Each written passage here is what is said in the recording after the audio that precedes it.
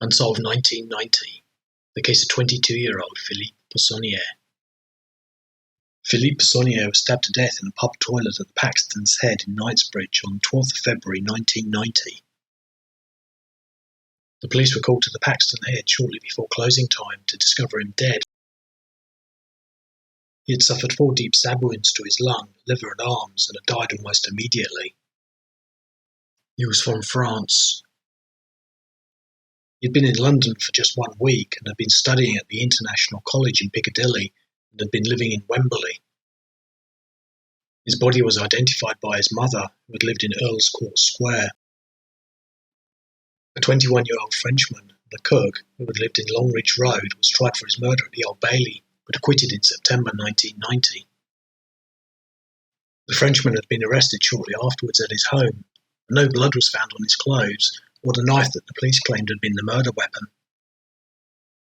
However, he had been picked out in an identity parade by a soldier as the murderer.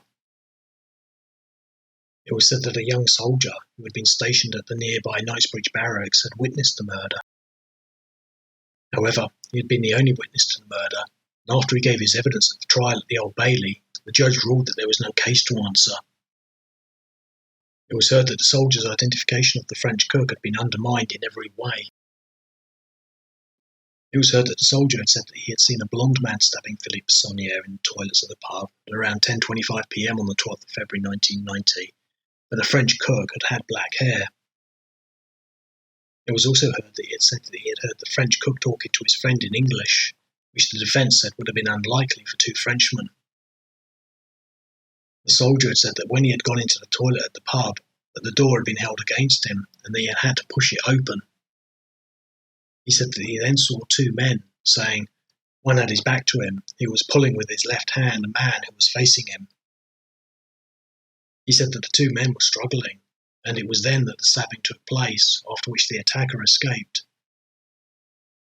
The murder weapon was not found. Following the acquittal at the Old Bailey, the police said that they would be starting a new hunt for the killer, but nothing more about the case is known.